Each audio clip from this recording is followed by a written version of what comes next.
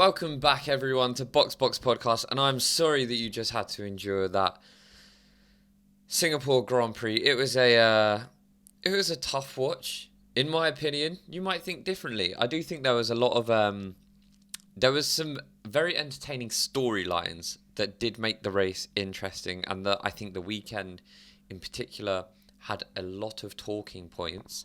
But that race was a tough watch. I'm not gonna lie. You know, we normally see very little overtaking at Singapore. Everyone is prepared for that. But not a single DNF. Not one of the rookies thought, do you know what? I'll just put it in the wall. Where the hell is Nicholas Latifi when you need him? Because that race needed Nicky. And, you know, it's great. It's great that we're at a point where we've got drivers that are not smashing the car on the wall, but not even a single blowout, a mechanical DNF, nothing. But anyway, we are here and we have plenty to talk to you about. So, without further ado, I would like to introduce ourselves. We are Box Podcast, powered by Box Club. If you do want to get on with Box Club, then you can download it from the App Store or whatever the Android App Store is, like the Google Play Store, perhaps. Do you know? Do you have an Android? Me? I don't have an Android, no. There's no one else here. It literally had to be you. To be fair, I was looking at something and all of a sudden I just heard, do you have an Android? And I was like, I'm assuming he's talking to me. I was talking to you. It's been a long weekend. It's been a long weekend. Matt doesn't have an Android, and he's also not listening to me. So, yeah, it is the greatest F1 widgets app on the market, and if you do want a 30% discount code to use the Ultra subscription, you can use code BoxPod, but it is free to download, and you can use it for forever free if you want. But if you want premium features, then you pay. But yeah, if you're listening to us on Spotify or Apple Podcasts, do give us a 5-star rating because it really does make a difference. You can also leave comments there. If you're watching us on YouTube, give a thumbs up, comment down below while you're listening to the podcast, and make sure you subscribe before you get to the end of this video. That is it for the technicalities. Follow us on whatever. We'll see you there.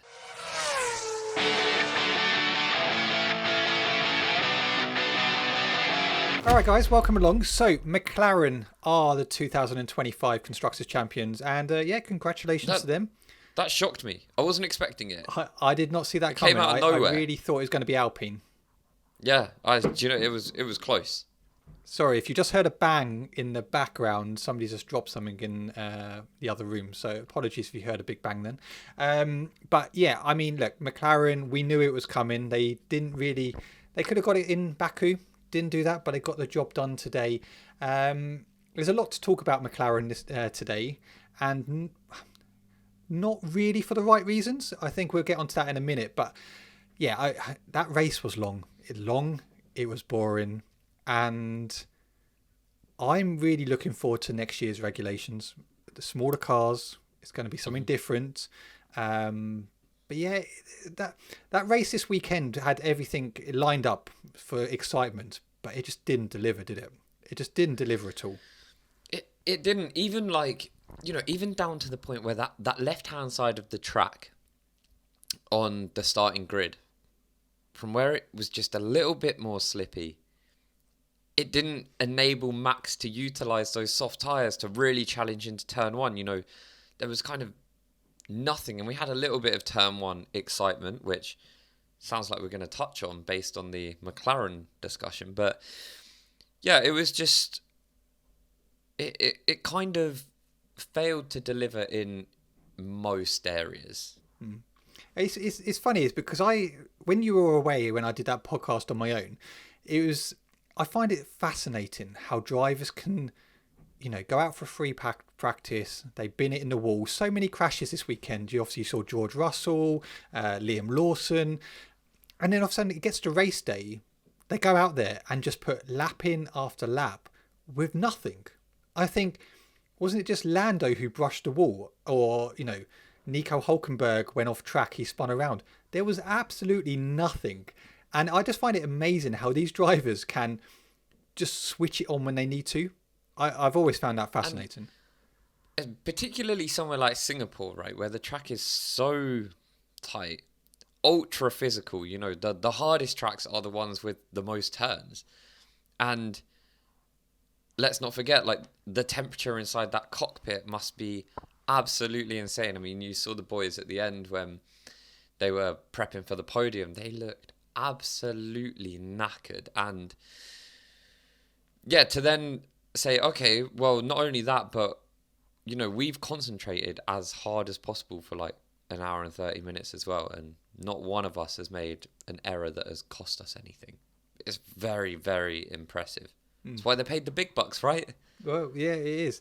I think let's break it down into each team, shall we, like we normally do. But where shall we start? Let's start off with Williams, shall we? Because after Baku, it all looked very promising, didn't it? You know, Carlos Sainz on the podium.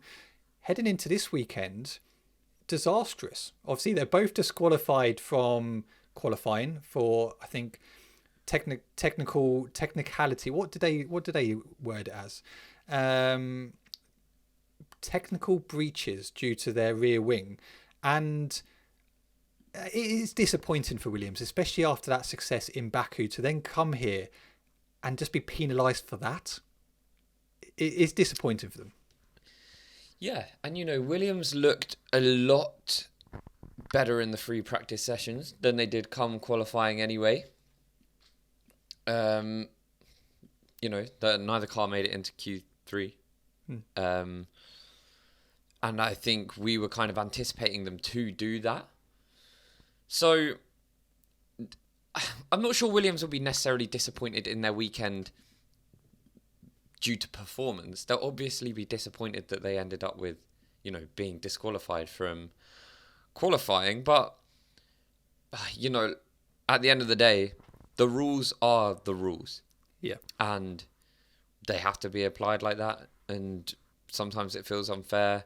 Sometimes you feel sorry for teams or individuals, but they're the rules. And yeah, they will walk away from this thinking, you know, there was an opportunity this weekend to get some more points on the board, and they've missed it. Well, they got 1 point. Carlos Sainz did get P10 somehow. But they could have had more this weekend. They 100%. could have had more points than that. 100%. Alex Albon P14, but it's one of those weekends. You know, they'll take a lot from that. As James Vowles always says, they're a team that are learning. They, you know, if they make mistakes together. They move forward from it. But yeah, it's just one of those weekends. So for Carlos Sainz, to a phenomenal drive from him, still to come back and pick up a point, especially starting at the back of the grid, it's not too bad. He would probably be very happy with that. Where should we go to next? Haas. Well, what can you say about Haas? You know, Ollie Behrman, another P9. Picking up a couple of points for Haas this weekend. Ocon, on the other hand, it was interesting, wasn't it? Because they got to free practice 3, and whatever they did with his car, he was like, just revert it. It's horrible. Just revert it. So he ended up finishing P18. It was a tough weekend for Ocon, but Ollie Behrman, obviously qualifying P9 to then go on and pick up a P9 as well. They'll be very happy with that. And I like what Ollie Behrman is doing. I've been very impressed with them this year. I loved his overtake. I can't remember who it was. I think it might have been on Alex Albon. I think. Forgive me if I got that wrong, but you know the overtake I'm talking about. I feel like this has kind of been a season of two halves for him. I felt like he started off the season and everyone was a bit like, oh, you know, is this premature? Should Ollie Behrman have this seat? But he's really, really just developed nicely. You know, I think like most of the rookies, he's really coming up. You know, think of like Bortoleto. I feel like he's been in the same position where, you know, he wasn't doing anything first part of the season, but he's really sort of, you know, fallen into his stride now, and it's good to see. And it's kind of been a little bit of the opposite for Ocon. No, Ocon was undeniably the stronger driver at the first part of the season. Yeah. And now you kind of think, actually, you know, Behrman is looking like he's ready. So Haas will be happy to pick up, you know, a P9, 100%. But it is always funny. I don't know if this is like factually true, but when I think about it, I swear, what you have with Haas is you always only have like one out of the two cars will do good on a weekend. I don't recall Haas having a season where both of them have a good race. Yeah, there's been a couple this year where both of them have picked up points together, but yeah, generally it is one or the other who basically go on and get the points. But we touched on at the beginning of the season, we thought Ocon would go on and do much better than Ollie Behrman, but Ollie Behrman, fair play to him, he is holding his own, and we've said this before, he's got the pace, and he's starting to actually deliver with consistent performances, and he looks good. He looks good. And I think what's great for him, being part of this team leading into the new era of cars in 2026, he can build with that team. He already knows the team heading into that. He's part of that development. I'm really excited to see what he can do next year. I really am. And I mean, look, Ollie Behrman, I'm sure will have his sights firmly set on that Ferrari seat. At some point. I'm not saying it's going to be next season or even the season after, but that's ultimately what he'll be working towards. And he just needs to keep doing what he's doing. He's on that upwards trajectory. And it's good to see, he races very, this is going to sound like a bad thing, aggressively. I think he makes some very aggressive moves, but I like them. They're audacious, and sometimes I see him make overtakes where I think, actually, I don't think everyone on the grid would make that overtake. No. So he's got some balls about him. That's what I'm trying to say. But I think Haas have got a decent thing going on. You've got Esteban Ocon on 28 points. Ollie Behrman, 10 points behind him. I think they'll be really happy with Behrman's first season. And I think they'll be happy with their team going into this new regulation. Yeah, no, I agree. Just quickly, Alpine. Look, we'll skip over Alpine because there's nothing good to say about this team. Franco Colapinto outqualified Pierre Gasly once again this weekend. P16, Pierre Gasly was P18. I mean, when you look at the actual race, yeah, Franco Colapinto finished 16th, Pierre Gasly P19. There is nothing to write home about this team, is there? There is nothing good. There is surely nothing good to say about this team.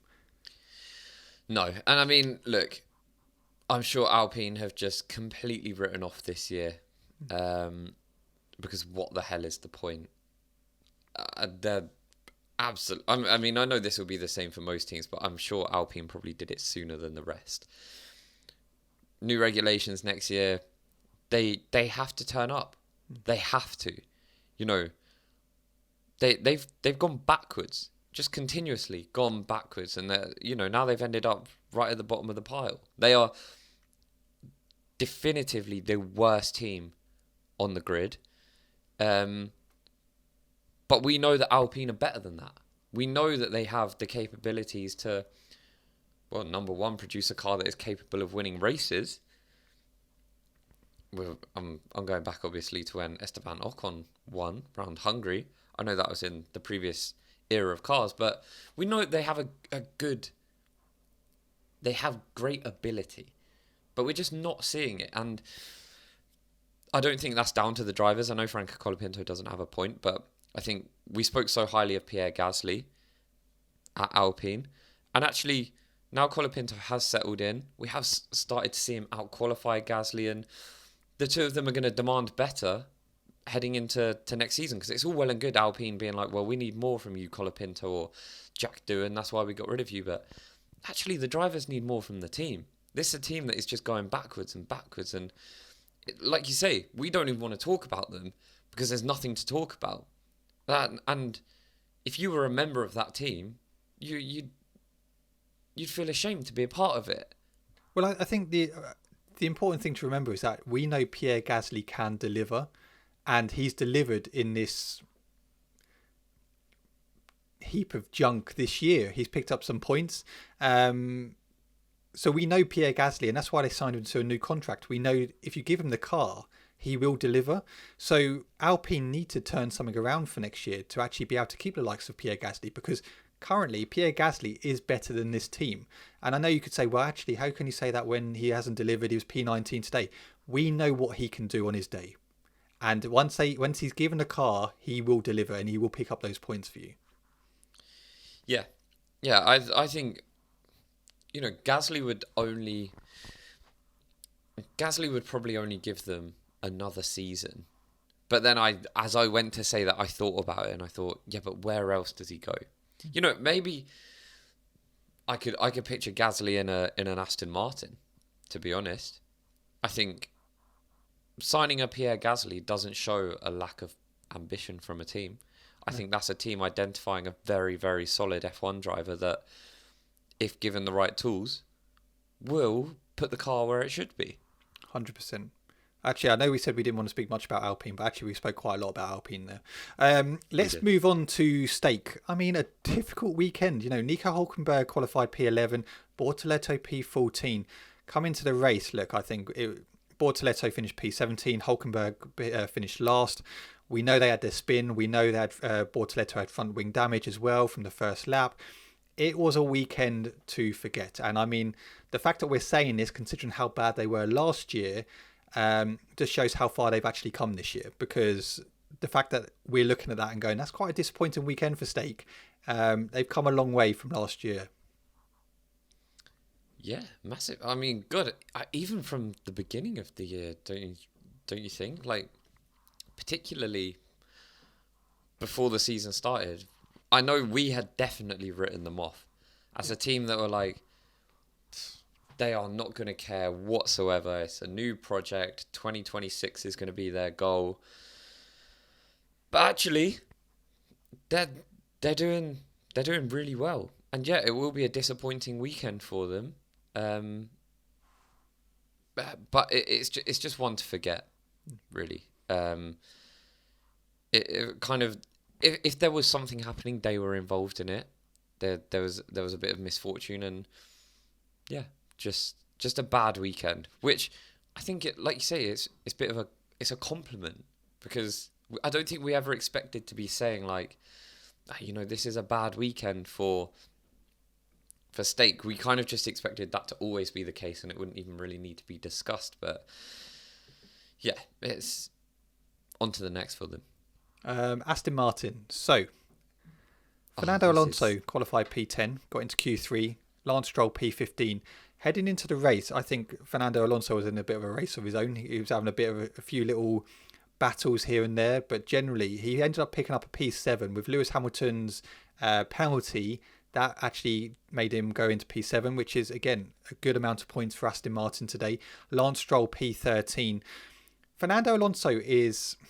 Look, we've said this, we know his experience, we know his quality. He is, I would say, outperforming this car, especially when you look at the likes of Lance Stroll in P13. Fernando Alonso is doing his bit. Fernando Alonso is too good of a driver still to be racing at a team that isn't competitive, but it must be said, he is a grumpy old man nowadays. My God. I mean, he's always been a little bit grumpy, but Jesus, what, did you see the Isaac Hadjar thing? Yeah. Oh, God forbid Isaac Hadjar races you. Christ. My favourite one was him when he went, his engineers came over the radio, said, if you keep talking to me every lap, I will turn off the radio. I was like, that is just quality. Fernando Alonso had a few belters today over the radio. And, what was he so angry about? The fact that he couldn't overtake a car that was, 3 to 4 tenths a lap slower because he had an engine issue? Or was he angry because, Isaac was just racing him? Kind of like it's his job. It did get me thinking, though. Can you imagine, right? Just putting myself in his position, you must be boiling. It's a hot race. It is really difficult. And then every lap, you've literally got your engineer coming over going, what do you want for dinner tonight? How's the tyres? How's this? You'll be like, you know what? Just leave me alone. I'm boiling. I'm sweaty. It's hard work as enough without having you come over the radio and annoy me. That's where you need an engineer with good social skills. You've got to know when to interact with them. And it sounded like he was pissing him off a little bit. Did you hear Fernando Alonso's message at the end of the race, though? No, I didn't, actually. Oh, my God. I want to read this verbatim for you because it is it's hilarious. He was obviously closing in on, Lewis Hamilton at the end of the race, who had the brake failure. And he was not happy. I'm not sure if it was... I can't find the actual quote. But it was something along the lines of, I cannot fucking believe it. I cannot fucking believe it. I cannot fucking believe it. I cannot fucking believe it. I think he said it about 4 times. And then he went on to complain about Lewis having no brakes and like, is that safe or something? I don't know if he was just, again, unhappy that he was unable to overtake someone who literally had no brakes. Or if he was just angry at himself. Maybe he was having a tough day and he was a little bit hot and he needed a nap or something. But he was definitely exceptionally angry at the end of the race, and he was pretty heated throughout the race, like we said. But I don't know why he was so angry at the race. There's nothing... I can't find anything further on it that is like suggesting why he was so angry. If any of you know, if any of you know, do let us know. Do drop a comment. Let's talk about Ferrari. He got voted driver of the day, by the way. Who, Alonso? Yeah. Really? What did he do? I mean, probably just for his comments. That would give you driver of the day. I mean, that has got to be the only reason, because, no offence, it can't be his driving. It's not like he did anything special. No. It was a good race, but I mean, about George Russell drove a great race. I know he won it, and that's the easy choice, but Max Verstappen holding it on to a P2, you know, like, especially Lando Norris had a good race. Yeah, you know, he made up a few places, vital for his championship pursuit. Fernando Alonso, who struggled to overtake Isaac Hadjar, who had half an engine, and couldn't overtake Lewis Hamilton, who had no brakes. Yeah, it makes logical sense, to be fair. Let's touch on Ferrari, shall we? Because, look, I know we joked at the beginning of the season when we would go, do you know what? It's like Ferrari always end up finishing P6 or P7. Or we said Lewis Hamilton always end up finishing P6 or P7. We joked about it, but it is true. It is like a trend. It's like this is where they are basically always going to finish. You can guarantee it. So Charles Leclerc ended up qualifying P7, Lewis Hamilton P6. Heading into the race today, look, Charles Leclerc looked reasonably good. He ended up finishing P6. Lewis Hamilton decided to go onto softs. He ended up overtaking Antonelli. We're thinking, okay, yeah, this is good. This is brilliant. That would have got him P5. Literally, as soon as he overtook, he had brake failure. And next thing I know, Lewis didn't overtake Kimi. I swear I saw Kimi Antonelli. No, you're getting confused with the replay of Kimi Antonelli overtaking Charles Leclerc. No, it threw everyone off because Crofty was saying, "Oh, there, look, Kimi Antonelli re-overtook Lewis Hamilton," but I don't think Lewis had ever got Kimi. To be fair, I was actually out, so I was watching it on my mobile whilst I was trying to interact in between work. So it was also very confusing for those watching on a TV because it was communicated incorrectly. But Lewis got very close to Kimi, and it would have got very racy. I'm sure of that. Literally, as soon as I looked, he was literally under 1 second to Kimi, and I was like, okay, he's going to get him. This is great. I then literally go and do something for, no word of lie, 2 minutes, 3 minutes, come back, and then Lewis has already lost the place to Charles, and actually Alonso is catching him. And I was like, what the hell has happened here? Yeah, it was... You know, let's touch on the whole weekend for Ferrari because, like you say, Ferrari are... They're kind of consistently the third fastest car. I would say generally, other than Max, it's really hard. But you tend to find them always quicker than Tsunoda in the Red Bull. Normally always quicker than Kimi.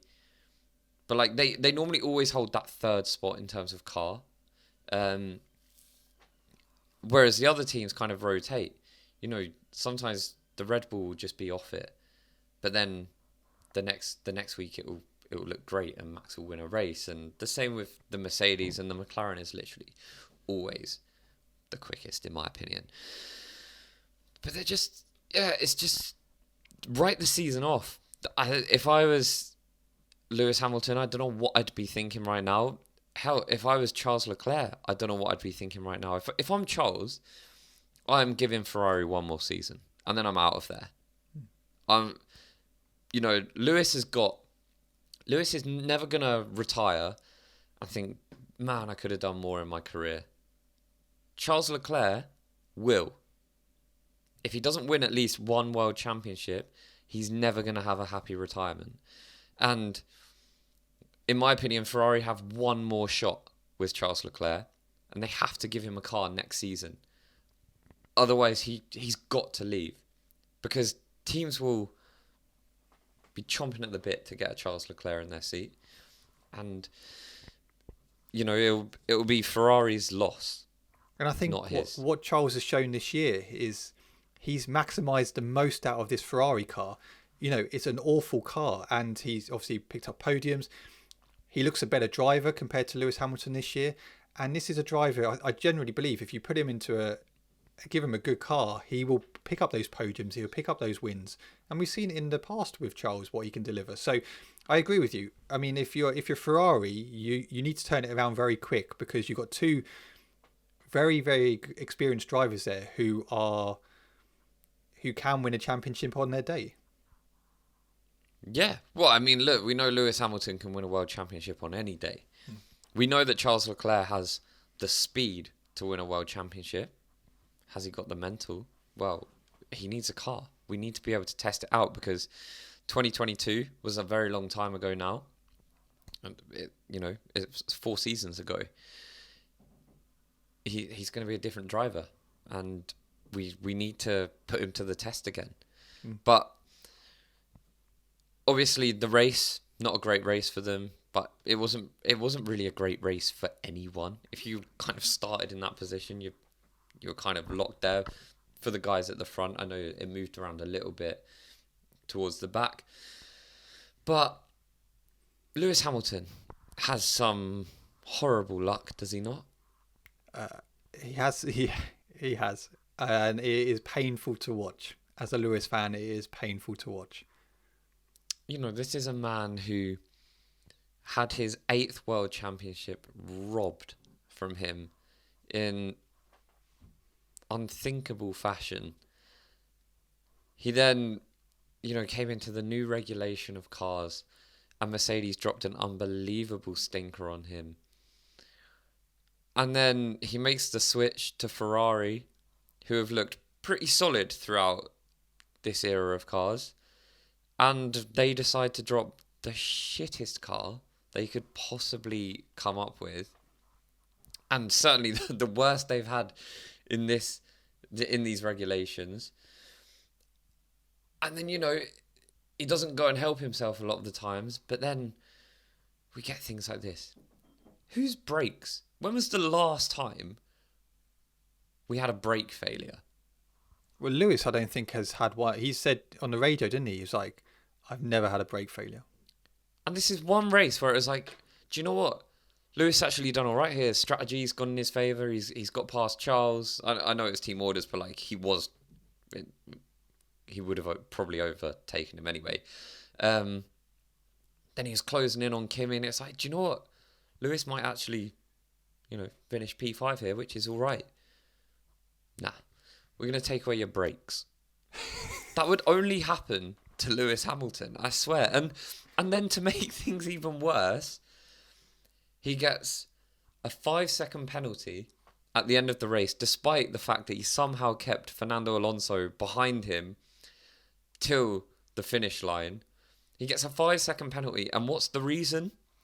Because there was no justifiable reason for going off the track. Let me give you a car, take the fucking brakes off it, and let's see if you can keep it on the track. That seems like a pretty justifiable reason to me as to why the car would leave the track. Does it not to you? Yeah, I mean, what car are we talking about? Because obviously we've had some classics over the last year. Corsas and that lot you normally give. So what car are you driving this time? Any single car. I will A give Mini you Metro. a Renault Clio. I just cannot wrap my head around it. Like, okay, this is a wider discussion because it's not just. I do feel like Lewis gets stitched up a lot of the times by these penalties, but maybe that's me wearing my Lewis tinted glasses. You can be angry at me or whatever. Comment down below. I don't care. But the thing of the penalty that Charles Leclerc got this weekend and it wasn't Charles's fault. You follow your engineers. It was the team's penalty, but it was a £10,000 or euro fine for literally crashing into another car in the pit lane. That was half the amount that Carlos Sainz got fined for being a few seconds late to the national anthem in whatever track it was. There's no consistency with the penalties, is there? Where's the priorities there? Are you telling me that it's a more serious offence, to turn up to the national anthem a couple of seconds, not minutes, seconds late, than it is to actually drive in to another car? I cannot wrap my head around it. And then we have this. Someone's brake goes. If it's the brakes that are the issue and you don't want him on track, black flag him. Get him off. That's fine. Tell the team you've got to retire the car. I'm surprised they didn't. That's what I was quite surprised about. This is, Lewis was losing seconds to Alonso, and he's actively saying his brakes aren't working. I generally thought they would have told him just to retire the car. I was quite surprised that they actually still left him out. Well, I think it was just the front left, wasn't it? I mean, look, you put me in that car and I'm driving at those speeds, and Oh. I know I've been told that my brakes aren't working and I'm having to put my foot right to the floor. That does not give me much hope that I will be finishing this race in a wall. Yeah, I think most ordinary folk would. It definitely was not going to be the easiest car to drive, and I think we saw that as the sort of time between him and Alonso absolutely tumbled.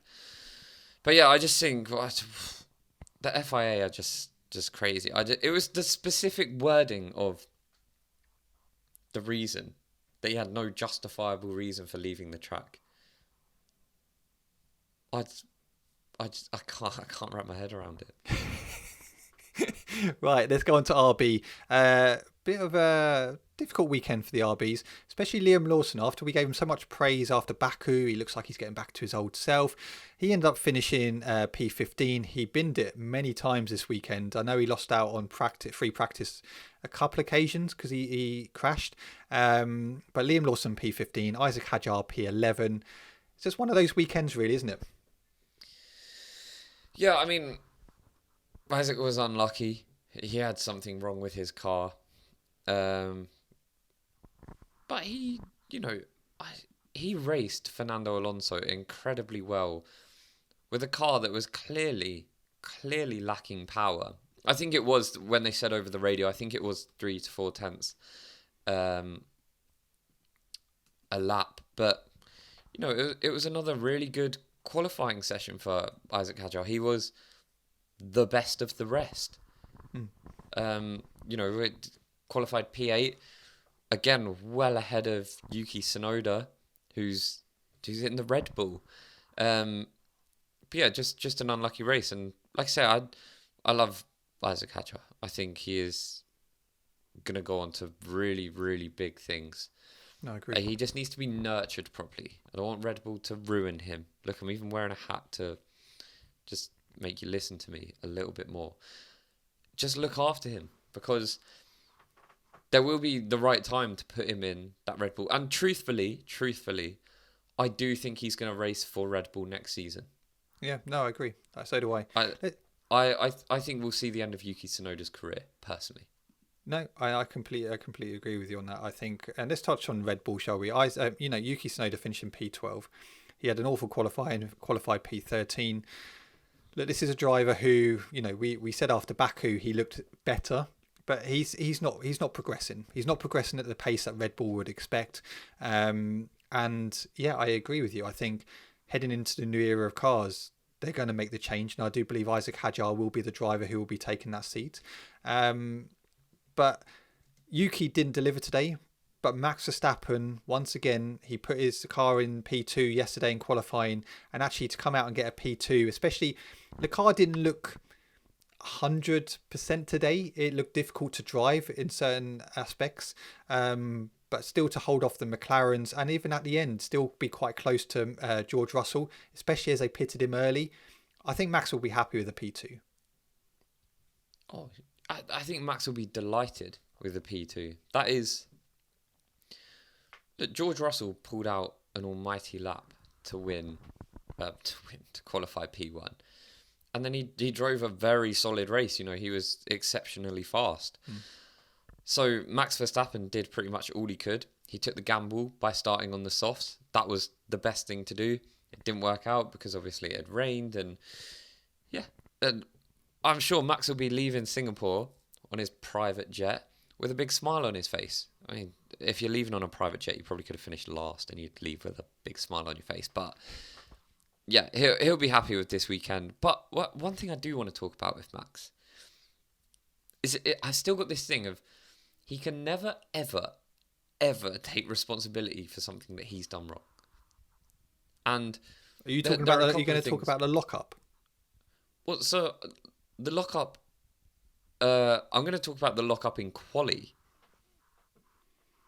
And there was Lando Norris about 5 or 6 seconds down the road, and he blamed it on him. I found that so funny that afterwards he was like, "Yeah, I remember that." And you know Max Verstappen will remember that. Like in 5 races time, something will happen, and he'll bin Lando in the wall, and he goes, "That's just for Singapore, mate." But Lando didn't do anything. No. He was not even close to him. I could not understand it for the life of me. And he came on the mic when he said about that. He was like, yeah, well, that's what happens when you have a car like just 2 seconds up the road. It wasn't 2 seconds up the road. It was in a fucking different postcode. Yeah, Lando wasn't at fault for that. And Matt hates Lando, you see. And I don't hate Lando. Give it a break. Does. So, and then there was a couple of times in the race where, you know, he's always like, oh, this car is shit. Oh, fuck the car. Like, oh, it's undrivable. You're in P2, mate. I don't think the car's undrivable. Like, just, if something happens, maybe once it would be good just to be like, I fucked up there. Because, like, even the lockup in the race. But yeah, the Lando thing, I mean, God, what do you want Lando to do? Put his invisibility cloak on? Like, he's allowed to be on track, right? Yeah, he wasn't at fault for that. Look, let's go on to Mercedes, shall we? And then we'll finish on McLaren. So, Kimi Antonelli qualified P4. He looked very good this weekend, Kimi. It was important for him to have a good weekend, and he did. Finishing qualifying P4, ended up finishing P5. But I think that'll build him with a lot of confidence, especially in a track like this. It's a difficult track, you know, difficult conditions. He looked all right this weekend. Yeah, it was one of Kimi's stronger weekends. And I like to think that everyone's a Kimi Antonelli fan. I'd hate to think that anyone would be wishing an 18-year-old to fail, right? Yeah. So it's good to see him come with a bit more confidence. But I stand by the fact, like, next season is a hugely important season for Kimi Antonelli. Because, you know, let's assume Mercedes are going to hit the ground running with the new regulations. They're going to need both the drivers. And at the moment, the gap between the two drivers is way too big. And I firmly believe that it doesn't matter how old you are, how new you are. If you go straight into a top team, there's no breathing room. You don't get bubble wrapped around you. You have to deliver straight away. That's why you've gone into Mercedes and you've not gone to Haas or Williams or, you know, Stake. You're going straight into a top team. you have to be there and you have to deliver. So, seeing Kimi sort of get these results and push on is nice, because I want Kimi Antonelli to do well, and this will do him a world of good. But I think the thing that will put the biggest smile on Mercedes' face is George Russell this weekend, because I'm certain I've said this before. I said it at the start of the season. This was obviously has not come true, but I said don't write George Russell off for the championship. Now, obviously, he's not going to win the championship. I'm pretty sure it's probably impossible. But he is someone that I confidently can say, give him a car that is capable of winning a championship, and he will win a championship. No, I would actually agree with you, and my opinion has changed in that. But instead of giving him a car, give him a bloody contract. Because at this moment in time, there was talk this weekend when Toto Wolff was asked about, is it going to happen soon? And he was like, yeah, it's coming soon. It's coming soon. So hopefully that is the case. But once again, George Russell has shown, give this guy a 5-year deal, get him signed up, let him lead your team, because he has done a phenomenal job. He has done a brilliant job. And that performance this weekend in qualifying and the race was a very professional drive. And we've discussed before, was that more of a professional drive? Would Lando Norris have done that? I don't know, because we've always said, who's better, Lando or George? But George this weekend was phenomenal. Just give him the bloody contract. Yeah, and I think you make a good point. Give him the contract and let him lead your team. George is not only a great person to have inside the car, he's also a great person to have outside of the car. He's a fantastic role model. He's always comes across very nice, very polite. He is bright. He's very quick. He's very likable. I just think, I know racing is not just about like being a good person, or people don't think about all the stuff outside the car, but that is a big thing. But he's not only that, he's an exceptionally quick racing driver, and he is world championship material. Did you, after qualifying, I don't know if there's something going on, or if there's a bit of tension, because when George Russell got pole, it was very much like very subdued celebration. It was very much like, yeah, cool, thanks.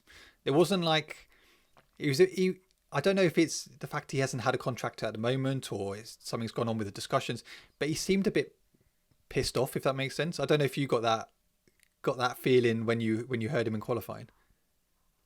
I can't say I did.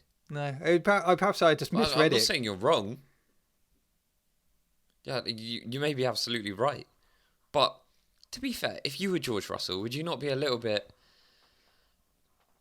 pissed off? I mean, his boss has flirted with Max Verstappen for the last 12 months, while putting an 18-year-old on a pedestal and rightly protecting him, but the point still stands that he's at a top team. He has to perform, and he has underperformed this season. Give him time. I stand by that. And then you've got George Russell, who, has been unbelievably consistent this season. He's picked up a handful of wins in a car that, shouldn't be winning. That McLaren should be winning week in, week out. And you still haven't got a contract on the table. I'd be like, boys, I deserve better than this. Do you know what? Like, I'm George fucking Russell. I am a great Formula One driver. And one day I'm going to be a world champion. And if it's not with you, it'll be with someone else. Show me some respect. No, I do think it's a bit disgusting that and whether that's on George's terms as well, his side, that the fact that they can't agree on a contract, I don't know. We don't know the whole things that go on behind the scenes, but it does seem a bit disgusting. What was probably offered was something like a 1+1 or something, which is the exact reason Lewis left the team. Lewis went to Ferrari because Mercedes didn't back him with a contract. And that's what happens. You lose drivers when you don't show your support in them, or you don't show them you believe in them. And if George Russell was a driver that gave you any inch of doubt, I'd get it. I would get it. But he's not. And you look at all the other teams. Max Verstappen, long contract. Lewis Hamilton, Charles Leclerc, long contracts. Piastri, Norris, they're both locked in. The teams believe in them. Why do Mercedes not believe in George Russell? I don't know what more he needs to do. I generally at this generally point don't. in time, he is genuinely the second best driver on the grid.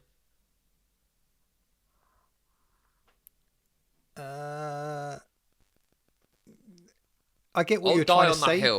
I will die on that hill. You stick him in the McLaren, he wins the World Championship. That I could get on board with. I don't disagree with that. I still think Oscar Piastri is the second best driver on the grid alongside and after Max. What? Okay, so if George Russell was teammates with Oscar Piastri, who wins the championship this season? Because I would go as far as say, I think it's nearly wrapped up at this point, if George is there. I don't know. I think it would be tight between those two. You say between George and Lando, I think it would almost be wrapped up with George. But what's the difference? Because Oscar hasn't got it wrapped up. No, true. I don't know. That's a good question. Huh? You've actually, you have got me there, and that is, that's a difficult question. That I'm so convinced that the next big championship battle will be between Max Verstappen and George Russell. No, I don't disagree. I think George has done. I think George is a very talented driver. So yeah, I would not. I think George is also one of the very, very few drivers that doesn't just bend over for Max as well. Yeah. Well, hence why they both hate each other. Yeah, which is great. That's what I want in rivalry. I can't stand all this like handshakes and spuds at the end of it. Just hit each other, drive into each other. Like, you know, look, I was speaking to someone in the pub about this yesterday. Yeah, and we're lucky that this actually wasn't too long ago, but like, realistically, it is a long time ago. The last great rivalry we had was Lewis and Max in 2021. That's like 5 years ago now, 5 seasons. We haven't seen anything like that. No. And I just don't think you'd get something like that with Lando and Max, or, you know, a lot of them are very friendly with each other. That's what I'm saying. No, I agree. All fine. But when I watch sport, I want high intensity rivalries. Also, Mercedes, just give George a new contract, because otherwise you're going to screw yourself over. Finally, let's just touch on McLaren, shall we? Look, Lando Norris, difficult qualifying from yesterday, P5, ended up finishing P3, got on that podium to get the constructors for McLaren. Let's just touch on Lando, because he came into this weekend not really feeling confident compared to what he felt last year. Difficult in practice, but generally that overtake was superb. That overtake at the beginning. And let's touch on that incident with Oscar Piastri, because Oscar Piastri was obviously very annoyed, very frustrated, kind of going, well, what is this? If this was any other driver, you would potentially be looking at giving the place back and all of that stuff. What was your view on the incident between Piastri and Lando? Come on, I know it wasn't turn one, but it essentially was turn one. It's an incident. It's just, what do you want Lando to do? Lando didn't purposely drive into Oscar. The car wasn't wildly out of control. He didn't run him out of track. He just got off the line well, and he made an aggressive move in potentially the only opportunity you were going to get the whole race to make a move and make it stick. So he took his moment, and Look, do I think it was a touch reckless? Yeah. Do I think it was a touch aggressive? Yeah. If I was Oscar Piastri, would I be pissed off? Yeah. But if I was Lando Norris, would I have done the same thing? Absolutely. No, I agree. I think I'm kind of glad the constructors is over now. That's done. That's sorted, because I think we're in for a real treat with these two. I think these two now is going to completely change. Oscar Piastri today, I mean, in the post-race interviews as well, he was very composed, like Oscar normally is. Doesn't say too much out of terms, but you can tell he's pissed off. Even over the radio, he was kind of going, "You're just favoriting Lando here." Like you could just hear his frustration. So I think it's going to get interesting. You could tell that he was not a happy man. And I don't know how true this is, but I did see, I'm just trying to find it now on my laptop. But it would help if I could spell his name. I saw that. Oh no, okay. I think this actually is true. I'm looking at the clip now. Zach Brown was congratulating Oscar over the radio after the race. You know, thanks for helping us win the champion. And now Oscar disconnected his radio halfway through the message. Yeah, I've seen the video. It is hilarious. So I generally, and I've said this before, okay, and I will stand by this, and you can disagree with me all you like. McLaren favour Lando. It's a fact, okay? It's clear to see.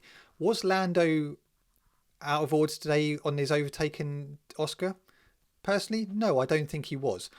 But I think in these situations, even Oscar Piastri is getting a bit pissed off with the fact of kind of going, do you know what, you're just favoriting. That's basically what it feels like to him. And you know, what Oscar did wasn't even on the podium with the whole team afterwards. I don't know if you've seen after that. He was I think he was in the pen doing interviews. But Oscar was pissed today, and I think even he knows that he is the number 2 in Zach Brown's eyes. I think it's... Look, I am firmly on Team Lando in this turn 3 incident, whatever, 1, 2, 3, yeah. Because he was right to make that move. And I thought Oscar coming over the radio, complaining about it, it was just like, mate, why is he going to give you the position back? You know, I was firmly on Lando's side. I think what Oscar is thinking is, I bet if that was the other way around, they would have made Oscar give him the position. Let's not forget, go back to Monza, Oscar had to give him a position because Lando had a slow stop. Like, you know, Oscar is probably thinking, what the fuck is that? That is just outrageous. And this is the problem when you're too nice to your team, when you're too nice to the drivers, and you treat them like children. Like I've said before, it doesn't bode well, because you start to have situations like this. Okay, answer me this then. So obviously we agree that actually we don't think Lando did anything wrong today. However, if it was Oscar Piastri doing that to Lando Norris, do you think McLaren would have asked Oscar to give the place back? Yeah, 100%. I firmly believe that. So there we go. I do. There is favouritism, and it's clear to see, isn't it? Well, just to confirm, like I don't actually make the decisions for McLaren, so that doesn't confirm that there is favouritism, but it does confirm that I believe there is. It confirms that you believe there is. It's pretty evident. And there's people who can see it. Well, I think anyone watching would think the same too. No, I think anyone here would struggle to disagree with the fact that, or the opinion that McLaren favour Lando Norris. I don't see any arguments against it, but especially not any that outweigh the for it. No, I agree. Do let us know. Do drop a comment. But look, 6 races left. I think it's going to get very interesting. Obviously, it's down to 22 points within the driver standings now between Oscar and Lando. It's going to get exciting. My money's still on Oscar. It just is. But I think Lando did a good job today. Good overtakes. I still think that actually, I know he struggled, but he had many occasions to try and get past Max, but Max was just in control of that, wasn't he? Yeah, Max drove a very good race, and he did what Max Verstappen does, which is getting the most out of the moment, and that's what he did. You know, I don't think I truly believe Max Verstappen is going to win the World Championship, but he is still there. It's going to be very, very hard from this point, but it is ultimately going to come down to Lando Norris and Oscar Piastri, and Oscar Piastri is sitting very, very pretty right now. You know, he's 22 points ahead of Lando Norris. That is a huge amount of points when there's only 6 races left and you are both normally winning the races. You know, it's normally either one of them. So it will get intense. And I know what you said about the constructors being all wrapped up now. I don't actually think that's going to open them up to racing anymore. McLaren always allude to the fact that, they're free to race anyway in whatever way. I would like to see them be able to race without the team getting involved in these stupid, petty little child arguments where, Lando had a slow stop, so you've got to let him pass. Or we messed up on the pit stop, so therefore you should let Oscar through. And just stay out of it now. Just let them race until the end of the season. It's their World Championship. They've won you the constructors. Let them battle it out. Yeah, I agree. Just finishing on the standing. So, yeah, Oscar Piastri, 336 points. Lando Norris, 314. Max Verstappen is there, 273. But with George Russell's win today, he is now on 237. And after that, you've got Charles Leclerc down in 5th, which is 173 points. As we know, the constructors, McLaren have taken that with 650 points. Impressive. Mercedes are currently 2nd with 325. Ferrari are holding on to that P3 with 298, but Red Bull with their points today to go up to 290. I still think Ferrari, with Max Verstappen still picking up those points, they've got to be careful, because I do generally believe that Red Bull could overtake Ferrari. Yeah, Ferrari are in trouble. The car's not looking great. I don't think I certainly wouldn't put any money on it, but I don't believe we'll see Ferrari on a podium for the rest of the season, to be totally honest. We definitely won't see them win a race. But ultimately, the McLaren's clearly too good. Max, clearly too good. And the Mercedes is, when one of the others don't seem to be there, it's a Mercedes picking it up. So yeah, they're probably looking at 4th place, realistically. Yeah, difficult times for Ferrari, especially us being Ferrari fans and Lewis fans. But that is the end of the podcast. Hopefully you have enjoyed this. If you want to get involved, if you're watching on YouTube, do drop a comment, hit like button, subscribe if you're new. If you're listening to us on Spotify, please leave us a 5-star rating. We really appreciate it. And you can also do drop a comment on there as well. We'll be back next week previewing Austin. But yeah, Luke, have a good week, and we shall see you later. Bye-bye.